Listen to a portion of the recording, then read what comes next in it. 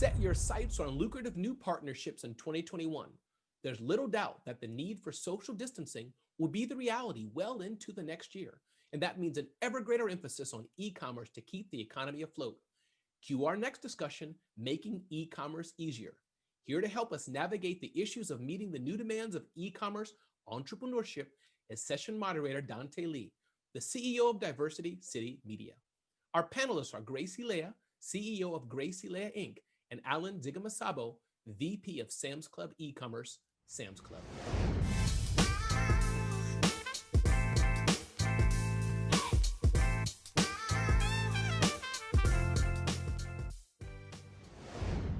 Welcome to Making E-commerce Easier, part of the Black Enterprise Entrepreneurs Summit.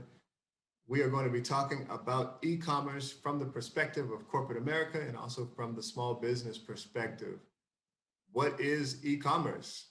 It's simple. It's electronic commerce. It's basically the same as online shopping or online sales. Basically, when you use your credit card or your debit card or your PayPal account or any type of cryptocurrency, or if you use any type of electronic payment to make a purchase online, you have just participated in e-commerce. Just how big is e-commerce? Well, in 2019, e-commerce was responsible for around $3.5 trillion in annual sales. And this number is expected to hit $4.9 trillion in sales by 2021. These numbers could be even bigger because of the pandemic, both this year and next year, and the years to follow. 96% of Americans have made an online purchase at one point in their life. Obviously, from the business perspective, it would be in the best interest of every business to have an e-commerce platform. And this applies not only to small business owners, but also major global corporations. For this reason, I have two guests with me today who represent both of those categories to give us both perspectives. So one is a very successful small business owner. Her name is Grace. She's the founder of Eleyae Inc. The other one is a senior executive at a multi-billion-dollar corporation, Sam's Club, a company we're all familiar with. His name is Alain, and he is the vice president of e-commerce at Sam's Club. Both of you, welcome to the panel. Thank you. Happy to be here. Thank you. So tell us where you're based and what exactly you do in Grace with your business, and then Alain at your company. Let's start with Grace though. Sure. I am the CEO and co-founder of Eleyae Inc. and the creator of the Satin Line Cap or SLAP Cap. And we started about 6 years ago. We're located just outside of Los Angeles in California. Okay, very good. Thank you. So that helps us gives us a little background on where you are geographically and how long you've been doing what you're doing. And Alain, can you answer those same questions? Where are you based and what exactly do you do at your company? Yes, I have the privilege of leading merchandising and operations team for SamsClub.com. I've been with Walmart Inc. for 12 years and 9 of those with Sam's Club. And I am based out of Bentonville, where I live with my wife and 3 crazy kids. So I like this. We have actually quite a few different perspectives, right? We have a male, we have a female, we have somebody who's on the West Coast, somebody who's relatively on the East Coast or in the South. And then we have Grace, who is an entrepreneur, small business owner. And then we have Alain, who is like a major, executive, a vice president of e-commerce at one of the biggest companies in the world. Now, both of you have made history in your own way. Grace, how have you made history? Well, starting in 2014, I created the Satin Line Cap or SLAP Cap to solve a very real problem in my own life. And we've been e-commerce from the beginning. In creating the SLAP Cap, it was a completely different product that we launched onto the market, and I think that's kind of how the footprint that that combined this product that combined both fashion and function kind of helped us to put a major footprint in the curly textured hair community. Very good, and yeah, that's no doubt historic because you've been able to do that in just 6 years. So that's incredible. Yeah. That's incredible. And then Alain, how would you say that you yourself have been able to make history in corporate America? Well, kind of like Grace, I wouldn't describe it quite like making history. You guys are so humble. You guys are so modest and humble. I've I've been fortunate to work for great people and alongside associates that have taught me a lot, and I've been rewarded with opportunities to learn and contribute more.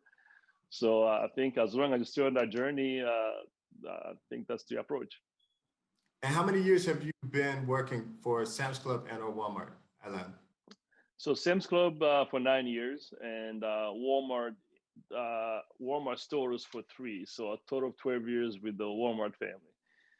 Okay. And if I go back a little bit, it's about another 21 years in retail. Wow. So you guys combined have, it sounds like more than 25 years experience in retail, but perhaps maybe 15 or 16 years combined experience in e-commerce, which is really good because this is who we want to hear from. We want to hear from the experts. We really want to learn from the both of you, whether the listeners or the viewers are small business owners or aspiring small business owners, or whether or not they themselves are working for a major corporation or aspire one day to work for a major corporation.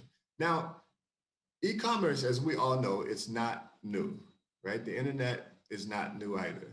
E-commerce, in fact, has been important to any business's bottom line for maybe 15 to 20 years or more. But here we are in 2020, right? We have a global pandemic. We're calling this the year of social distancing.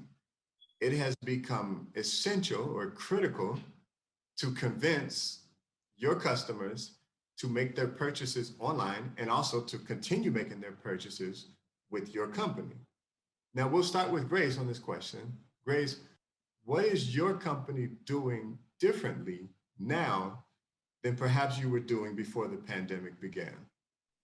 So we start, the short answer is almost nothing, at least on the front end, because we started 6 years ago as an e-commerce company. When we first started, we of course had to establish trust, like many companies are forced to do so now as they're moving more toward e-commerce. We had to establish that trust to help customers feel comfortable ordering online.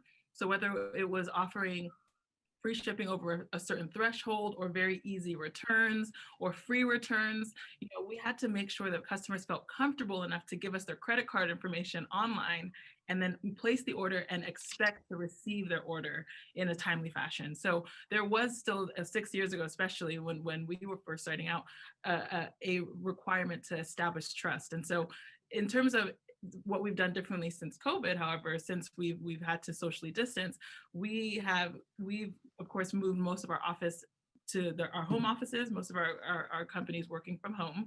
And then we've had to establish internal processes that helped us to stay connected even though we're apart. It's interesting that you say that because I remember clearly when the internet began. I remember when e-commerce started. I've been involved in the internet since the very, very beginning. And I remember there were trust issues in the beginning. There were people who were not comfortable with using their credit cards. There were people who weren't comfortable with using PayPal. A lot of people just didn't even have the preference. They still preferred to just do it the traditional way, go into the store, make their own purchases. Mm-hmm. Now you're saying that even up to 6 years ago, you were having that issue. And then now things have completely transformed, whereas people are more comfortable with ordering online. And some people are even at the point where they're literally like making online purchases every day. And you're saying that your company, to adapt, you guys have already implemented, right, a return policy. Yes. Something that I know is needed to keep up with your competitors. Mm-hmm. Now, your competitors are doing other things that small businesses are being forced to keep up with. What would some of those things be? One of the conveniences of having a brick and mortar store is that people can just walk into the store to return something if they don't like it. On the flip side, people have to feel comfortable enough with the process of returning something to a FedEx office or to their local post office to return it, and they're not going to want to put that on their dime as much as possible. So you want to make sure that they also feel comfortable with that, and even making sure that they get, it's not just like a store credit return either. It's you will get the funds back, and back into your account and that kind of a thing. So just establishing the trust, because in the age of Amazon, even as a consumer, I tend to look to see if the same company that I want to purchase from their website has a listing on Amazon, because I get the free shipping and I've got the 2-day, the 2-day guarantee. And so there's in order to stay competitive, we have to offer these types of things to stay competitive with the Amazons of the world. Yeah, it's interesting. This is like the number one question that I hear often among small business owners who are trying to sell online is how do I compete with Amazon, who is offering free shipping? Sometimes they're able to get the product to their customers same day or if not 2-day shipping. Mm-hmm. And basically your advice to them is like, yeah, you kind of have to eat the cost or you have to figure it out or right, kind of like maybe have a deal, whereas if you spend a certain amount of money, they're able to get free shipping, right? Exactly. So there's lots of ways to do it. You don't have to be Amazon to actually garner the incentives for your customers. So if you, like you said, you can offer something like if you spend a certain amount, in order to stay profitable, you don't want to lose money. But if you don't look at the shipping cost as a cost of sales, and instead you look at it more as a marketing expense, it sometimes helps to offer that as an incentive, because you'll get it back by customers who are willing to purchase from your website directly, instead of going to like an Amazon or into the store or something like that. Correct. You make up for it in volume, right? Exactly. And then if they're buying direct from you, you're also cutting out the middleman. Exactly. So Exactly. and I appreciate that insight, because I know a lot of people ask that question and they wonder, how can I survive, offering free shipping to customers? Because basically at the end of the day, you're footing the bill, but it can skillfully be done, and it is successfully being done by, as we can see, entrepreneurs like yourself. Okay, so let's talk to Alain a little bit about the corporate America side of this. Now, again, the internet is not new. Sam's Club is not new. This is a brand that we've all been aware of for decades. SamsClub.com is not new. You guys have been selling online for years. But here we are in the year 2020, year of social distancing.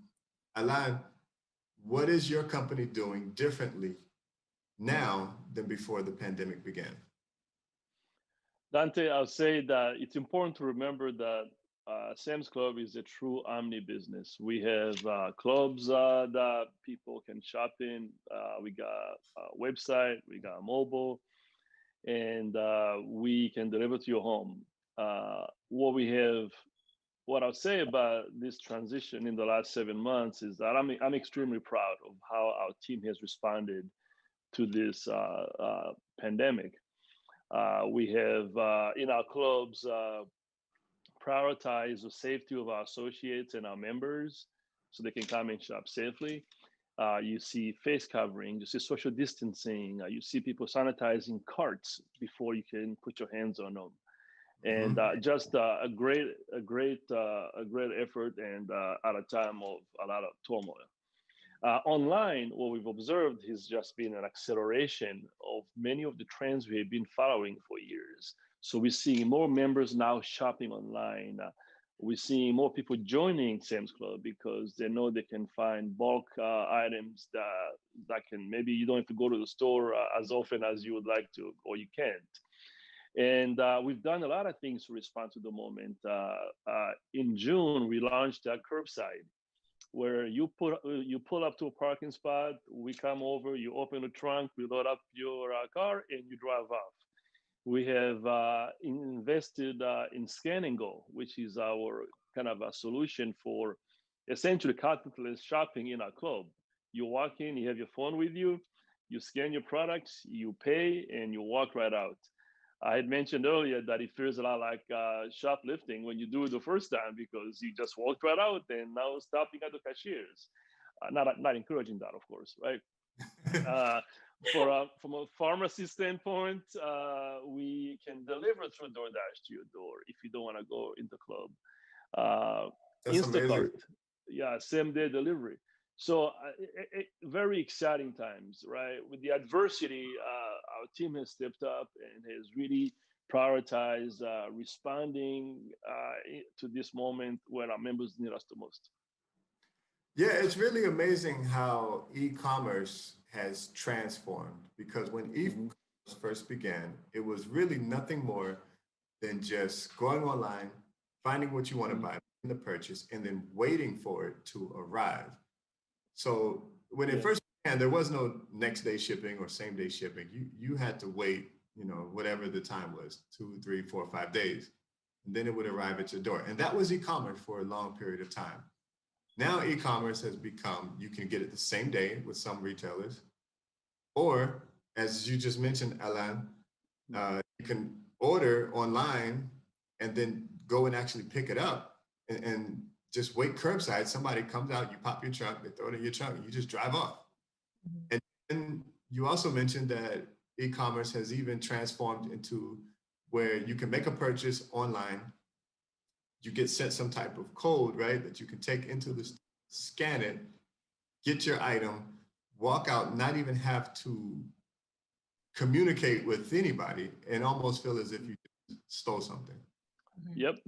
Now embedded in That's- the Sam's Club app is a feature where you just literally scan it with your camera and walk right up after you pay, of wow, course. Uh, that's amazing. But that's what's needed. I mean, that's adaptation, and again, we're living in the year of social distancing, where people really want to make as less contact as possible with other people. Mhm. It's amazing to see that happening, and it's amazing to see corporate America doing it, and of course small business. We are going to have to continue adapting as well to be able to keep up. So speaking of small business and the small business perspective, let's go back to Grace. So Grace, you have been extremely successful as a small business owner in not only owning a business, which is anybody can own a business, but to create a concept, get it patented, and then to begin successfully selling it online, that's a whole nother ballgame. And to my understanding, I want you to confirm this for me, Grace. You mentioned earlier that you started your business just 6 years ago. Mhm. Already, you have sold more than 1 million products to over 500,000 people worldwide. Is that correct? That's correct. That is amazing. Most people who have businesses for perhaps 10, 15, 20 years have not achieved that milestone. Congratulations to you on that. Thank you. Thank you very Now much. you gotta tell us how you did it. How did you do that? What is your advice to others who want to do that same thing? So there's a couple of different things that come into play. So one of the things that I live by is you find your people, you find your destiny. I happen to have those people right in my family. So right away, as soon as we started, my family jumped in. We have I think 5 or 6 business degrees between the 6 of us or so, and so they jumped in. They helped my brother who had a lot of experience running one of Amazon's big distribution centers. He jumped in and helped with the scale and the operation. My sister helped jumped in to help on with marketing. We were all shipping, from the beginning, together in the back of my parents' house. That was our first warehouse essentially. And so find your people, find your destiny. That's one. The other thing that really helped us was this idea of just solve the problem in front of you. So in the first 3 years, we were facing between quality and supply chain issues to customer service issues to different. It's not just we happen to use the platform of e-commerce, but business is business across the board, right? And so we still experiencing very much so operational issues from, like I said, product issues, customer service issues, figuring out how to get the word out to customers or to potential customers, and helping people to understand. For us, and I like to advise business owners that there's no cookie cutter for businesses. It's not one size fits all, right? I agree with that. Yeah, I agree with that 100%. It's every And business one of find their way, right? And kind of create their own path to success. Yep. Yep, exactly. And for us, I was looking at a lot of the business owners that I admired: Sarah Blakely, Spanx, Damon John, Fubu, and the like, right? And they all went directly to wholesale, right? And we knew that we had a product that required explaining, and so we had to figure out how we could. We knew that we couldn't take it to a Sally Beauty or the local beauty supply store and put it next to a bonnet because people would wonder why it's priced so high. And at the same time, we knew that we couldn't take it to a Nordstrom or a JCPenney at a department store as a beanie and have people wondering why there's satin on the inside of this beanie. So we knew that it required an explanation. And so that's when we decided to partner with what we called it 6 years ago, YouTubers with a high following, which now we know, of course, is influencers. Yeah, we reached out to a bunch. And only got responses at first to only, I think, 3 people responded. One said no, one said not now, and the other one said, I've never heard of sleeping with satin, send me one. And so the one who said maybe, send me one, posted a video, and that's kind of how we found our channel to educate customers. And so in terms of launching and starting an e-commerce business, it's not one size fits all, but use the tools available. We used influencer marketing at the time. We moved on to social advertising, making sure that we had SEO on Google and those types of things, but solve the problem that's in front of you. That's amazing, and that's commendable because you knew the power of influencers kind of before it became a trend. So now everybody's kind of doing that, but you were doing that, when it wasn't even called that. That's very commendable. Now here's my question, because a lot of people who start online businesses tend to kind of underestimate the power of e-commerce outside of the United States. And I'm real big on letting people know that 85% of the people on this planet do not live in the United States. Like literally only 5% of the world's population is in the United States. So if that's all you're targeting, then you're missing out on 95% of your potential market. So you obviously knew that already because you're already making international sales. Now, how did you do that? One, how did you know that already to do that? And then 2, how did you begin marketing your product internationally? So for the international audience, we kind of accidentally got into it because our first influencer came from Canada, and most of her followers were Northern Europeans. So we actually got into it accidentally and started shipping right away to overseas, to Europe and into Canada. And so in terms of marketing, there's now also opportunities that you can use Amazon's fulfillment centers in different countries even to help you fulfill your product as well. There's now even different fulfillment centers they're called third-party logistics centers, where you can store product and ship locally to different countries as well as shipping from your warehouse in America to different countries. It's definitely beneficial to expand and really globalize your marketing. That's amazing. Thank you for sharing that. And Alain, I know you as a successful vice president of e-commerce for one of the biggest retailers in the country, right? Sam's Club and Walmart, obviously being the same conglomerate.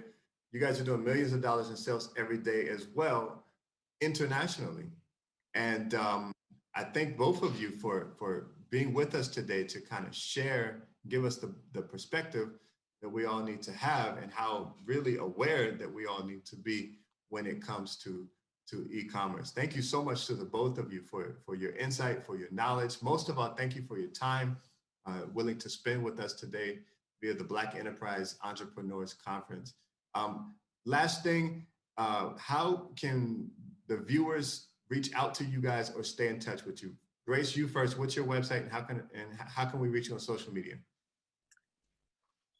So our website is graceeleyae.com, and our social media handles are @GraceEleyae on Instagram and @SatMineCaps on Facebook. Okay, great. So we will definitely support you, and hopefully you'll be willing to receive questions and comments from viewers who are really inspired by your story. Alain, how obviously we can go to samsclub.com to support your company, but how can we reach out to you personally? Yes, I can be reached on LinkedIn or any of the many social media options that we have. And I also I'll say one last thing. As a side project, I lead some of our supplier inclusion work at Sam's. So I will be able to also assist in that capacity. We are keenly interested in expanding that initiative, and I can be reached on LinkedIn, and we got other things coming up. Can't wait to talk about it soon. Thank you for sharing that. That's very important. Supplier diversity at Sam's Club. So if you're looking to get your product, you're looking to partner with Sam's Club to sell your products in their stores, Alain is the guy to reach out to, and Sam's Club obviously has a supplier diversity program. Thank you to the both of you guys. We're very, very appreciative for your time and energy, and we look forward to maybe talking with you guys again another day. Great. Thank you very much. Absolutely. Thank you, Dante and Grace and Alain, for that insightful discussion. Up next, Power Up, partner and innovate to grow your tech business. Sponsored by the great team at Microsoft and moderated by Selena Hill, digital editor at BE.